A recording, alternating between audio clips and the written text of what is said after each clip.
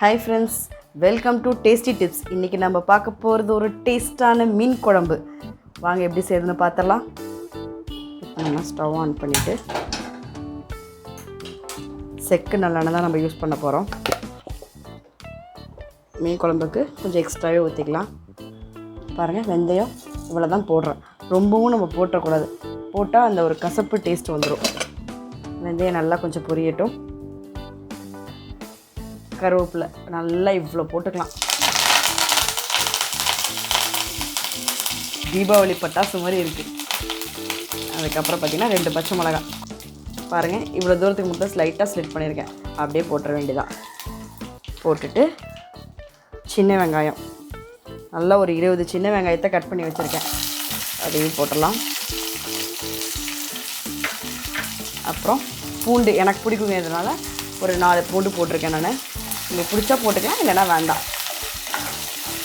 அப்போ இதை நல்லா வதங்கட்டும்.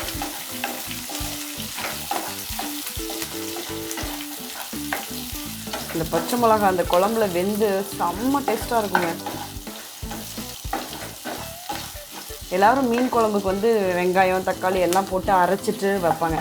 நான் எப்பொழுதுமே என்னோடய சமையலில் பார்த்திங்கன்னா மோஸ்ட்லி வெங்காயம் தக்காளியெலாம் வதக்கிட்டு அப்படியே தான் நான் போடுவேன். நான் அரைக்கிறதோட இந்த வதக்கிற டேஸ்ட்டு ரொம்ப டேஸ்ட்டாக இருக்கும்.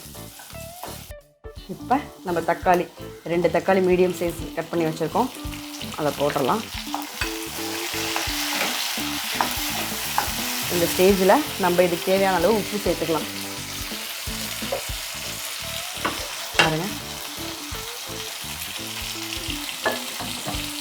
நான் மோஸ்ட்லி கல் உப்பு தான் சேர்ப்பேன். இது கொஞ்சம் நல்லா வதங்கட்டும். வதங்கினோன்னா நம்ம ஸ்பைசஸ்லாம் அப்படியே டக்கு டக்குன்னு சேர்த்துடலாம். நல்லா எண்ணெயில் இந்த சின்ன வெங்காயம் தக்காளி பச்சை மிளகாய் எண்ணெயில் சுருள வதக்கணும். அப்படியே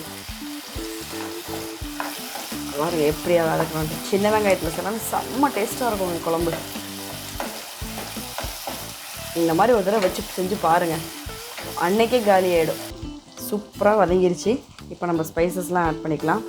ஃபஸ்ட்டு பார்த்திங்கன்னா மஞ்சத்தூள் ஒரு 1/2 டீஸ்பூன், காஷ்மீரி சில்லி வந்து இதில் 1 ஸ்பூன் போட்டிருக்கேன். நார்மல் சில்லி பவுட்ரு 2 ஸ்பூன் போடுறேன். அதுக்கப்புறம் பார்த்திங்கன்னா மல்லித்தூள் வந்து 2 டேபிள் ஸ்பூன் போடுறோம். அவ்வளோதாங்க ஸ்பைசஸ் இதில் ஆட் பண்ணுறது. அவ்வளோதான், எவ்வளோ ஈஸியாக முடிஞ்சிச்சு பாருங்கள். இதை கொஞ்சம் நேரம் நல்லா வதக்கிட்டு புளி ஊற்றிட வேண்டியதான். தேங்காய் பிடிக்கிறவங்க லைட்டாக தேங்காய் ஊற்றிக்கலாம். எனக்கு பிடிக்கும், அதனால் லைட்டாக ஊற்றுறேன். பிடிக்காதவங்க தேங்காய் எல்லாமே அப்படியே அழகாக வச்சு முடிச்சிடலாம். பாருங்கள், லெமன் சைஸ் உள்ள புளியை வந்து கரைச்சி வச்சுருக்கேன். இதை அப்படியே ஊற்றிடலாம்.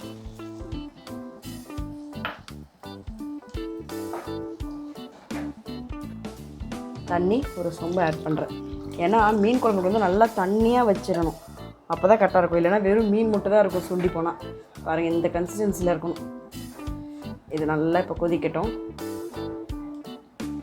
கொதித்தோன்னே அதுக்கப்புறம் லாஸ்ட்டாக தான் மீன் போடணும் நம்ம.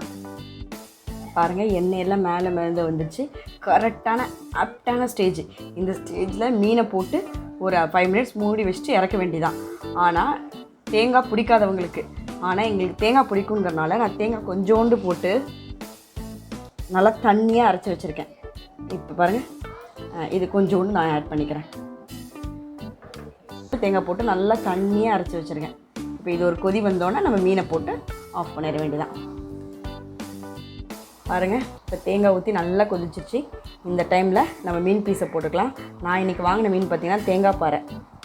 நம்ம எப்பொழுதுமே மீன் போடும்போது ஒரு டிப்ஸ் என்னென்னா, நல்லா கொதிச்சிட்டு இருக்கும்போது போட்டு ஒரு 2 மினிட்ஸில் ஆஃப் பண்ணி மூடி வச்சிடணும். பாருங்கள்,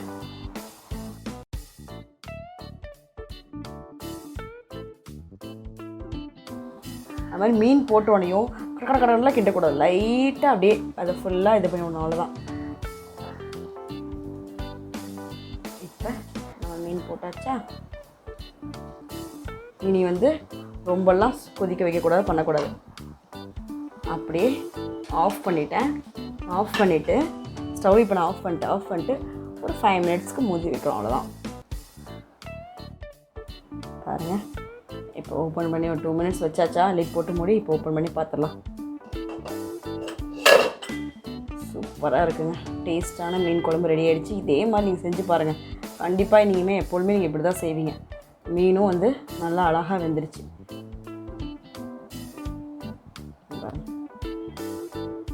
அவ்வளோதான் ஃப்ரெண்ட்ஸ், சூப்பரான மீன் குழம்பு ரெடி ஆகிடுச்சு. நீங்கள் செஞ்சு பார்த்துட்டு எனக்கு எப்படி கமெண்ட்ஸ் இருக்குன்னு சொல்லுங்கள். பிடிச்சிச்சு நான் லைக் பண்ணுங்கள், ஷேர் பண்ணுங்கள், சப்ஸ்கிரைப் பண்ணுங்கள், மறக்காமல் பெல் பட்டனை ப்ரெஸ் பண்ணுங்கள்.